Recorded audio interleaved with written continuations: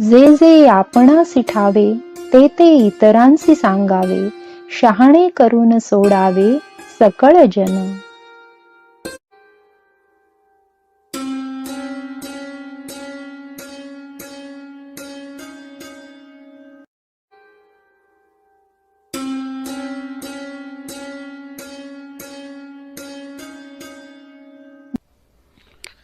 नमस्कार.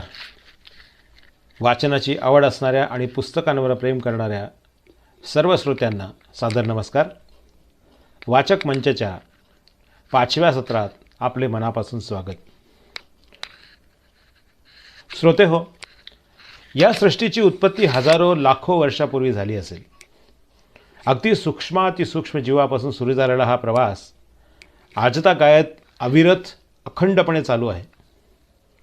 या प्रदीर्घ प्रवासात कुठेतरी मानव या प्राण्याची उत्पत्ती झाली आणि तो या निसर्गाचा एक भाग बनला.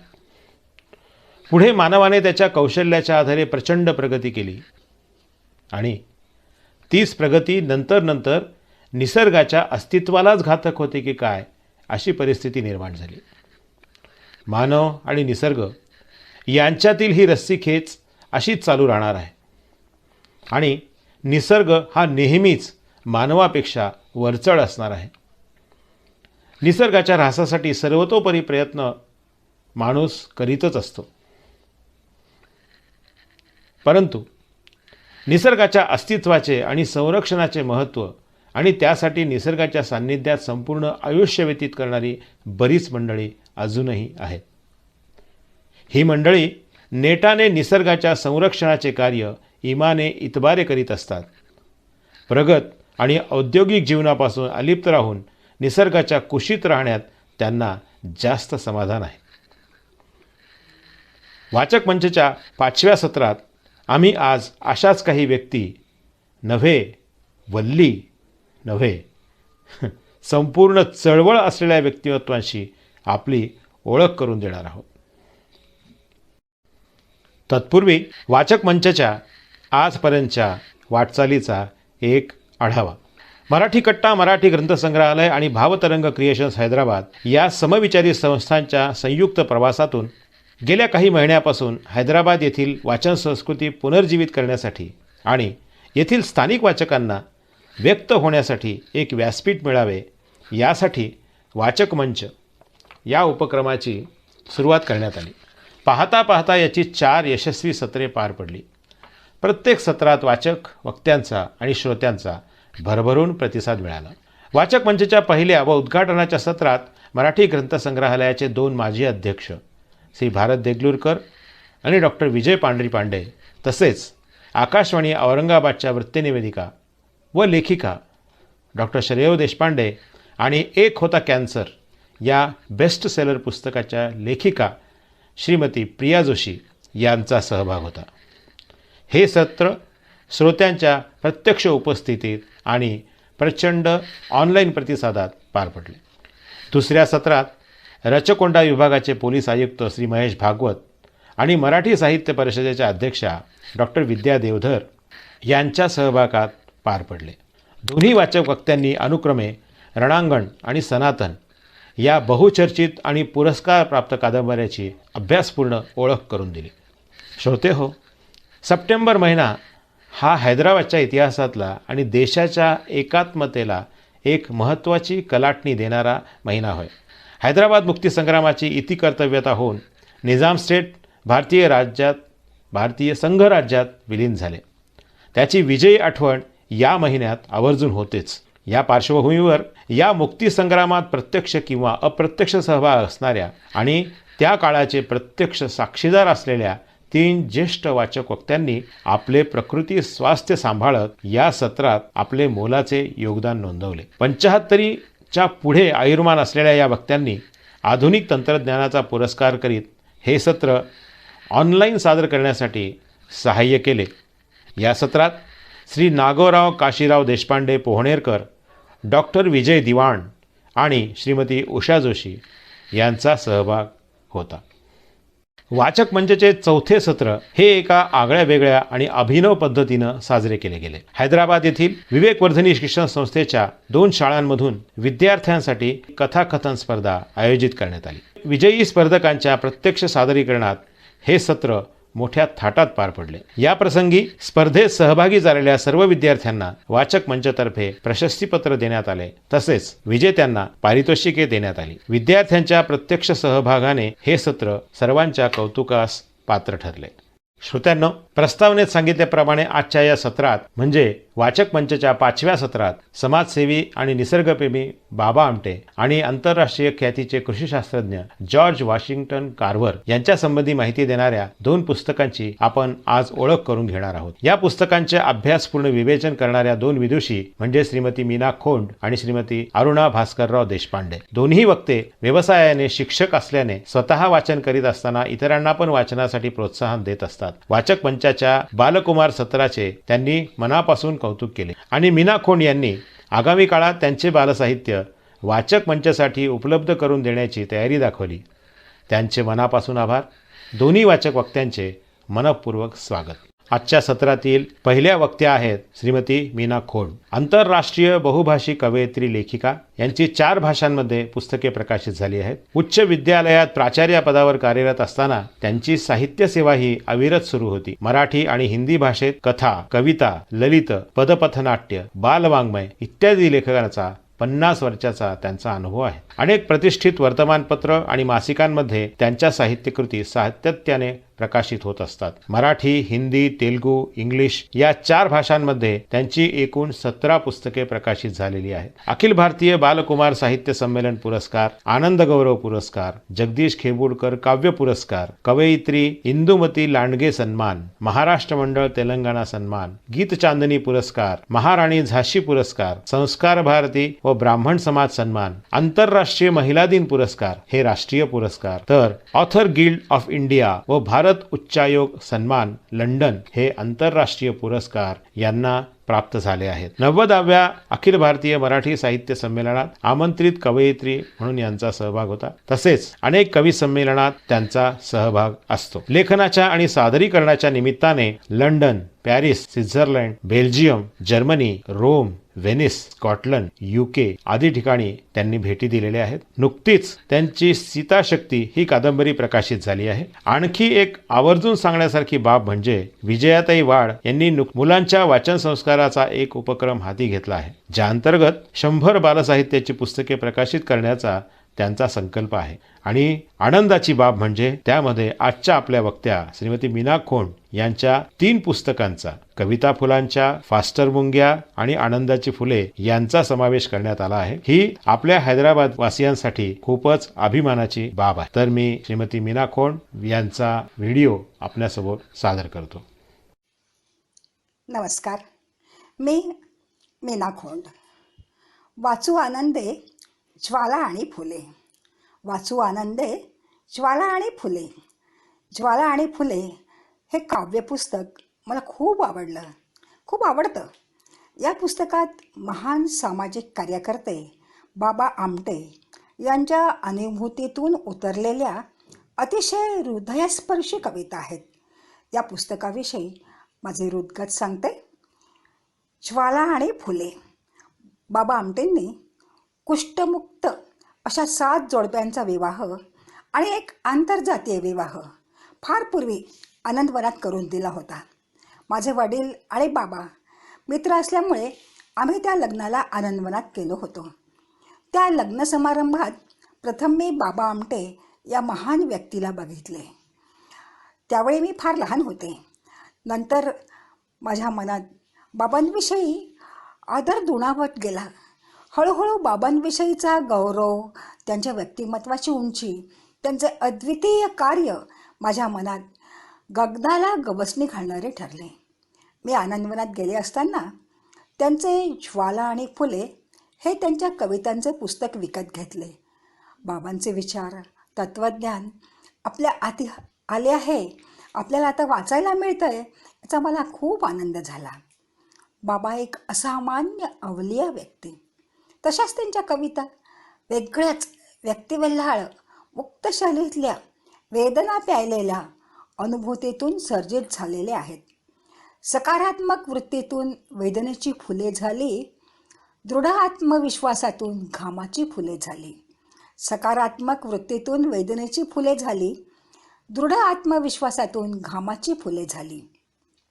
ज्वाला आणि फुले प्रचितीतून उमललेलं हे गंधकाव्य आहे. ज्वाला आणि फुले हे बाबांचं मुक्त चिंतन काव्य आहे. हे पुस्तक चाळता चाळता अनेक काव्यरत्न सुविचारांचे मोती हाती लागतात. ज्वाला आणि फुले या कविता संग्रहात एकूण 23 कविता असून बहुतेक दीर्घ कविता आहेत. या प्रचितीतून आलेल्या चिंतनशील कविता आहेत. गर्भवतीचा मृत्यू, एकलव्य, या सीमांना मरण नाही, श्रमसरितेच्या तीरावर, विश्वामित्र, पंखांना क्षितिज नसते, क्रांतीची पावले, माझे कलियुग, या साऱ्या प्रदीर्घ वैचारिक कविता आहेत. सांगाड्यांचे शहर हे औद्योगिक क्रांती, गरिबी यातील विषमतेवर आहे. गांधी एक हिमदग, ही कविता गांधीजींच्या महानतेवर आहे. अतिमानवा ते परत फिरणे, ही कविता तर अनेक दृष्टीने चिंतनीय आहे. एक एक कविता आपल्या मनात विचार पेरणारी आहे, मनाला हेलावणारी आहे. या चिंतनीय मानवाला जाग आणणाऱ्या सगळ्या कविता आहेत. एक एक ओळ जण सुंदर सुविचार आहे. त्यांच्या कविता तत्त्वज्ञानाने भरलेल्या असून सामान्य माणसाच्या सुप्त आत्मशक्तीला जागृत होण्याच्या दृष्टीने आहेत. या साऱ्या कवितांमध्ये मी गतीचे गीत गाई, लक्ष लक्ष रक्तामधल्या पेटल्या मशाली, माणूस माझे नाव, या विशेष गाजलेल्या आहेत. गुलाब देणाऱ्या हातांना सुगंध चिकटल्याशिवाय राहत नाही. बागेत शेकडो फुले फुलू द्या, असं कवी म्हणतात. ज्याला गर्दीचा गहिवर असतो तोच करतो गोपालकाला, उचलतो गोवर्धन आणि उष्ट्या पत्रावळी. एका तत्ववेत्याने विश्वाच्या तत्ववेत्याचे किती सार्थ वर्णन केले आहे. लक्ष लक्ष रक्तामधल्या पेटल्या मशाली, या कवितेतून अतूट जिद्द आणि आत्मविश्वास भरलेला दिसतो. दुःख या धुळीचे येथे धुंद घाम जाळी, दुःख या धुळीचे येथे धुंद घाम गाळी, लक्ष लक्ष रक्तामधल्या पेटल्या मशाली. येथे ज्ञानाचीही उजाडे पहाट, येथे ज्ञानाचीही उजाडे पहाट, नव्या माणसाची इथुनी निघे पाय वाट. फुले आज होळी मधुनी दिवाळी दिवाळी, फुले आज होळी मधुनी दिवाळी दिवाळी, वेदना जीवाची येथे साधनाच झाली, वेदना जीवाची येथे साधनाच झाली. एक एक ओळ मनाला स्पर्शून जाते. दयेवर जगणे बाबांना मान्य नाही. श्रमावर अभिमानाने जगणे हे खरे जीवन आहे. त्यांनी आनंदवनातील प्रत्येकाला श्रम आत्मनिर्भरता शिकवली. बाबांच्या स्वप्नाचे वर्णन बघा, बाबाच करतात. येथे नांदतात श्रमर्षी, या भूमीला शरण नाही. येथे नांदतात श्रमर्षी, या भूमीला शरण नाही. येथे ज्ञान गाळते घाम, विज्ञान दानव शरण नाही. येथे कला जीवनमय, अर्थाला अपहरण नाही. येथे कला जीवनमय, अर्थाला अपहरण नाही. येथे भविष्य जन्मत आहे, या सीमांना मरण नाही, या सीमांना मरण नाही. या कवितेतील बाबांनी प्रत्यक्ष आनंदवनातील मानवाच्या मनात सारी स्वप्न पेरली आणि आनंदवन फुलले. समाजाकडून बहिष्कारित कुष्ठरोग्यांना स्वावलंबी जीवन देणारे, त्यांच्यामध्ये आत्मसन्मान जागवणारे, त्यांच्यामध्ये जगण्याची उमेद जागवणारे महामानव बाबा आमटे. या महान समाजकार्याच्या दुर्दम्य आशावाद्याच्या हृदयाला भेटणाऱ्या कवितामधीलच ही एक कविता आहे, गतीचे गीत. कविता आहे गतीचे गीत. शृंखला पायी असू दे मी गतीचे गीत गाई, शृंखला पायी असू दे मी गतीचे गीत गाई, दुःख उधळण्यास आता आसवांना वेळ नाही, दुःख उधळास आता आसवांना वेळ नाही. ओस आडोशात केले पापण्यांचे रिक्त प्याले. ओस आडोशात केले पापण्यांचे रिक्त प्याले. मीच या वेडावणाऱ्या माझी या छायेस भ्याले. भोवती येथे घृणेचे ते थवे घोंगावणारे. संपले होते निवारे बंद होती सर्व दारे. वाडगे घेऊन हाती जिद्द प्राणांची निघाली. घाबरी करुणा जगाची लांबुनी चतकोर घाली. माझी या रक्तासवे अन चालली माझी लढाई. दुःख उधळायचा आता आसवांना वेळ नाही. त्या तिथे वळणावरी पण वेगळा क्षण एक आला. त्या तिथे वळणावरी पण वेगळा क्षण एक आला. एकटे एकत्र आले आणि हा जथ्था निघाला. एकटे एकत्र आले आणि हा जथ्था निघाला. घोर रात्री श्वापदांच्या माजलेले रान होते. घोर रात्री श्वापदांच्या माजलेले रान होते. पांगळ्यांना पत्थरांचे ते खडे आव्हान होते. पांगळ्यांना पत्थरांचे ते खडे आव्हान होते. टाकलेली माणसे अन त्यक्त ती लाचार माती. टाकलेली माणसे अन त्यक्त ती लाचार माती. त्यातून आले ऋतूंचे भाग्य या घायाळ हाती. त्यातून आले ऋतूंचे भाग्य या घायाळ हाती. शृंखला पायी असू दे मी गतीचे गीत गाईन. दुःख उधळावयास आता आसवांना वेळ नाही. दुःख उधळावयास आता आसवांना वेळ नाही. पेटती प्रत्येक पेशी मी असा अंगार झाले. आसवे अन घाम यांचा आगळा शृंगार झाले. पेटती प्रत्येक पेशी मी असा अंगार झाले. आसवे अन घाम यांचा आगळा शृंगार झाले. वेदनेच्या गर्द रात्री गर्जली आनंद द्वाही. दुःख उधळावयास आता वादळांना वेळ नाही. केवढा दुर्दम्य आशावाद, केवढी चिवट जिद्द. हा आशावाद स्वप्नात नव्हे, त्यांनी तो तुटक्या पूर्ण बोटात उतरवला. आणखी एक गाजलेली कविता आहे. माणूस माझे नाव. माणूस माझे नाव, माणूस माझे नाव. 10 दिशांच्या रिंगणात यापुढे माझी धाव. ही अतिशय गाजलेली कविता म्हणजे जणू बाबांचं व्यक्तिमत्व, बाबांचं जीवन, सत्यात उतरलेली त्यांची स्वप्ने, सत्यात उमललेली त्यांची स्वप्ने. मी दैन्याच्या विरुद्ध करतो क्षणाक्षणाला नवा उठाव. मी दैन्याच्या विरुद्ध करतो क्षणाक्षणाला नवा उठाव. हे त्यांचे जीवन आहे. एक नवा माणूस घडतो, अति मानव अवतरतो. दुःख जाणणे, वेदना हृदयातून समजून घेणे, मानवाला जगण्याचा अधिकार देणे, श्रमाचे महत्त्व जाणणे, या साऱ्या अनुभूतीतून बाबांच्या कवितांनी जन्म घेतला. बाबांची स्वप्ने प्रखर दुर्दम्य आत्मविश्वासाची होती. म्हणूनच आनंदवान फुलले. माणूस मी आणि माझा संसार एवढाच जगतो. संसारात गुरफटलेला असतो. आपल्या भोवती असलेले दुःख वेदना त्याला दिसत नाही. या स्वार्थी माणसाला समाजभान नाही. यातून कधी अंगार फुलतो. यातूनच आत्मविश्वासाच्या बळावर वेदनेवर घातलेल्या फुंकरेने फुले फुलतात. बाबांच्या कविता आनंदयात्री, प्रकाशयात्री आहेत. बाबांच्या कविता आनंदयात्री, प्रकाशयात्री आहेत. म्हणूनच पुलं म्हणतात ज्वाला आणि फुले एकदा वाचून हातावेगळे करायचे पुस्तक नाही. ते पुन्हा पुन्हा वाचायचे आहे, पुन्हा पुन्हा वाचायचे आहे, पुन्हा पुन्हा वाचायचे आहे. धन्यवाद. धन्यवाद मीना मॅडम. आपण या पुस्तकाची जी ओळख करून दिली त्यावरून नक्कीच आमच्या वाचकांना आणि वैयक्तिक पातळीवर मलासुद्धा हे पुस्तक वाचण्याची उत्कंठा निर्माण झाली आहे. आणि वाचक मंचचं हेच जे उद्दिष्ट आहे ते अशा रीतीनं सफल होताना आपल्याला दिसत आहे. धन्यवाद मीना. आजच्या सत्राच्या दुसऱ्या वक्त्या आहेत सौ अरुणा भास्करराव देशपांडे. यांचा परिचय असा. MA BEdपर्यंत त्यांचे शिक्षण झाले आहे. व्यवसायाने त्या शिक्षिका होत्या. 1986 ते 2018 या काळात विवेकवर्धिनी शिक्षण संस्थेच्या डॉक्टर राधाबाई पळणिटकर या शाळेत त्या कार्यरत होत्या. आणि 2018 साली त्यांनी मुख्याध्यापिका या पदावरून सेवानिवृत्ती घेतली. वाचन, लेखन, शास्त्रीय संगीत, श्रवण हे त्यांचे छंद आहेत.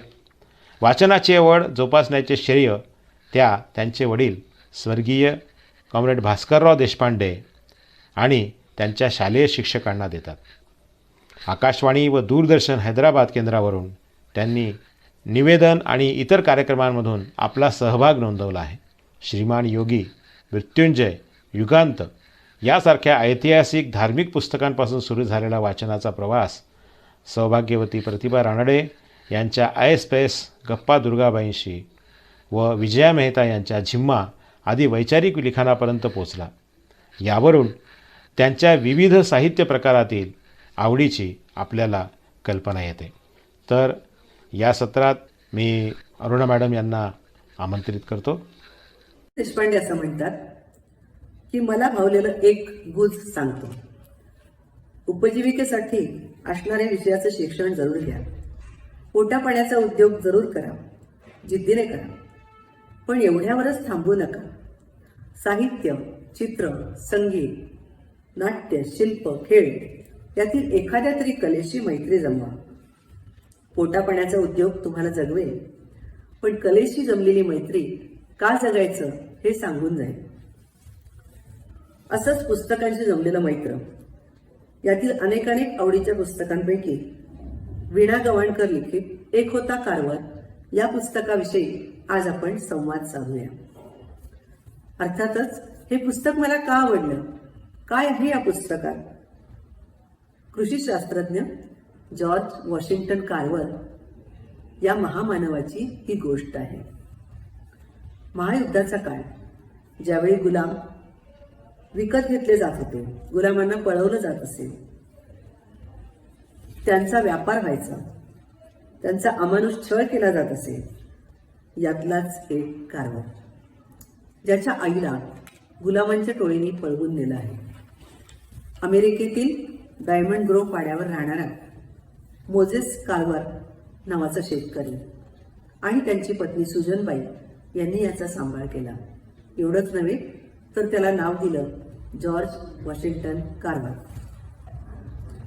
किरकोळ शरीरयष्टीचा हा मुलगा, अडखळत बोलणारा, अशक्त, पण या निसर्गाचा प्रचंड वेळ होता. त्याचा मित्रपरिवार म्हणजे झाडं, पानं, फुलं, पक्षी. हा जमिनीवर पालथं पडून तासन तास एखाद्या अंकुराचं, एखाद्या वाळवीचं निरीक्षण करत असे. लेकराचे पाय पाळण्यात दिसतात असं म्हणतात. तद्वतच पुढे चालून जॉर्जने मायकोलॉजी, कवकशास्त्र, बुरशी अळंबीचं शास्त्र हा विषय संशोधनासाठी निवडला. मायकोलॉजीच्या अभ्यासासाठी 20,000 वनस्पतीचे नमुने यांनी गोळा केले. विज्ञानच तुम्हाला स्वतंत्र बनवेल असा त्यांचा विश्वास होता. कार्वरच्या शिक्षणात आलेल्या अडचणी वाचताना गहिवरून येतं. पण त्याचबरोबर वेगवेगळ्या वळणावर त्याला भेटलेली माणसं आणि त्यांनी दिलेला मदतीचा हात हे बघितल्यावर चांगुलपणावरचा विश्वासही वाढतो. लेखिकेने हा समतोल अतिशय सुंदर रीतीने साधला आहे. कार्वरला चित्रकला, संगीत, पाकशास्त्र, विणकाम, भरतकाम, धुलाईचं तंत्र या इतक्या सगळ्या गोष्टी कशा बरं आल्या असतील याचं उत्तर वेगवेगळ्या वळणावर त्याला भेटलेल्या व्यक्ती आणि त्याच्याकडे असलेली गुणग्राहकता, त्याची निरीक्षण शक्ती, शास्त्रज्ञाची निरीक्षण शक्ती असंच द्यावं लागेल. जॉर्जच्या आयुष्यात चित्रकला कशी आली याचं सुंदर वर्णन कादंबरीत आढळतं. बेनियारबाईकडे जॉर्ज गुलाबाची रोपं बघण्यासाठी गेलेला असताना त्यांच्या दिवाणखान्यातलं चित्र बघून तो हरखून गेला. तो कितीतरी वेळ चित्राचं निरीक्षण करत होता.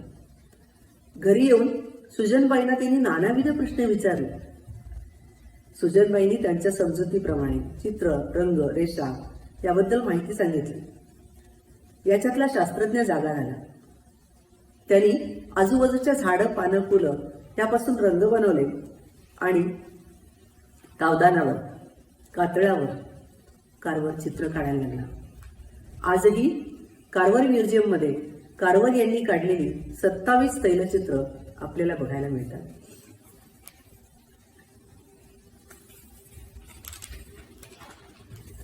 त्याच्या आयुष्यात शास्त्र आणि कला हातात हात मिसळून आलेल्या दिसतात. हे सगळं वर्णन लेखिकेने अतिशय खुबीने मुलांना समजेल असं सोप्या भाषेत रोचक केलेलं आहे.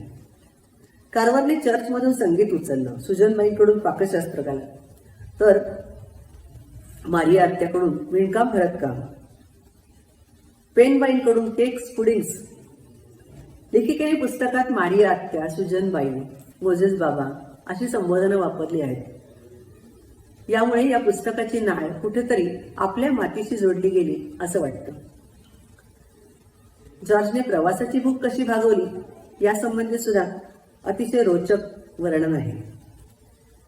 या शास्त्रज्ञाचं सगळंच अलौकिक, देवाची सृष्टी बघावी असं त्याला मनापासून वाटत होतं.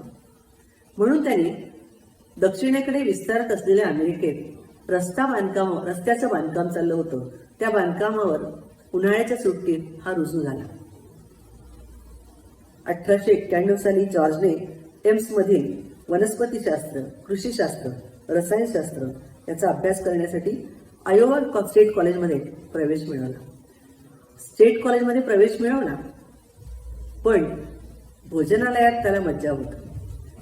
पण दरवेळेसारखं त्याच्या पाठीमागे कोणीतरी उभं राहिलं, म्हणजे विल्सन हे संचालक मंडळावर असल्यामुळे त्याची ही सोय झाली.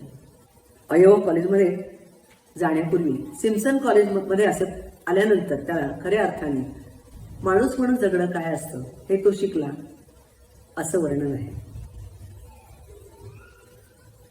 जॉर्ज वॉशिंग्टन कार्वर यांची कर्मभूमी म्हणजे अलाबामा, दक्षिणेकडील राज्य, जिथे निग्रोंची संख्या जास्त. गोरे मळेवाले यांनी कपास निर्मितीच्या हव्यासापोटी निसर्गाची केलेली नासधूस, जंगलतोड, घोंगावणाऱ्या वारा, त्यामुळे जमिनीचा वरचा थर निघून गेलेला, या सगळ्यावर इलाज म्हणून कार्वरने खूप प्रयत्न केले आणि त्यावर मात केली. खरे तर आयोवा कॉलेजमध्ये चांगल्या पगाराची नोकरी, आयुष्याला आलेलं स्थैर्य एवढं सगळं असताना जेव्हा बुकर टी वॉशिंग्टन यांचं पत्र कार्वरला गेलं, त्यावेळी या शास्त्रज्ञांनी फक्त एका ओळीत उत्तर लिहिलं, मी येत आहे. कार्वर यांनी कृषी क्षेत्रातलं उत्पन्न वाढवण्यासाठी पिकातील फेरबदल, पुनर्लागवड असे वेगवेगळे प्रयोग केले.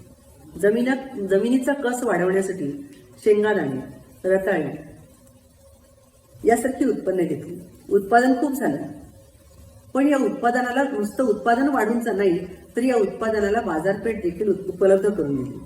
यासाठी शेंगादाण्यातून 115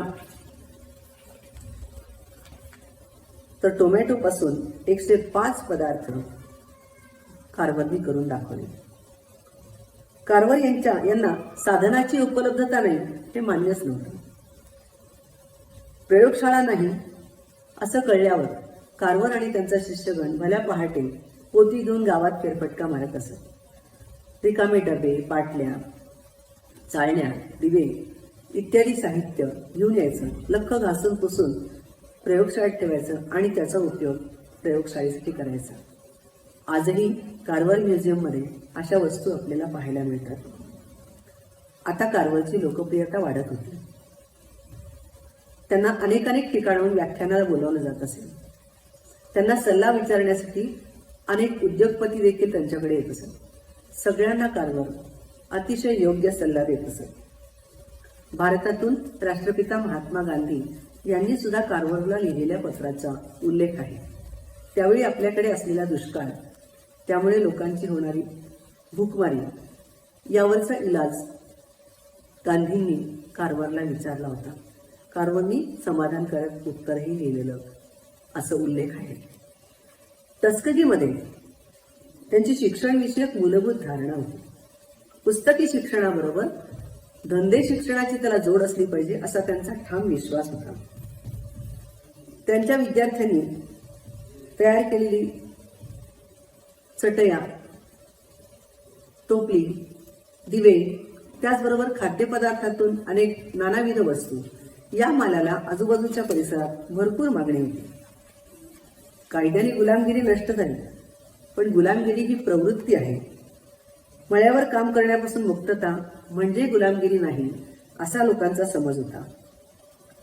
अन्न वस्त्र निवारा नाही, कुटुंब व्यवस्था नाही, भविष्याची तरतूद नाही, दैनिक गरजा भागवण्यासाठी श्रम करावे लागतात हे मान्य नाही. या सगळ्या समाजासाठी, निग्रो बांधवांसाठी कारवरने अपार कष्ट केले. लेखिकेने कारवरचे चरित्र अतिशय साध्या सोप्या भाषेत रोचक, परिणामकारक, प्रभावीरित्या रेखाटले आहे. आणि एक प्रश्न आपल्यासमोर ठेवला आहे. अधिकाधिक उपभोगाचा हव्यासामुळे एका विचित्र वळणावर सारी मानवजात येऊन ठेपली आहे. आता आपल्या सर्वांपुढे केवळ 2च पर्याय उरले आहेत. नैसर्गिक साधन संपत्तीचा विनाश करणाऱ्या आजवरच्या आत्मघातकी मार्गावर हताशपणे वाटचाल करायची, किंवा परत मागे फिरून कारवरने दाखवलेल्या नैसर्गिक साधन संपत्तीचं संवर्धन, विकासाचा उपयोग, पुनर्भरण या शाश्वत कृषी संस्कृतीचा स्वीकार करायचा. भावी पिढ्यांच्या सुखसमृद्धीचा पाया घालायचा असेल तर प्रत्येक सुजाण नागरिकाने वाचायलाच हवे असे पुस्तक एक होता कारवर.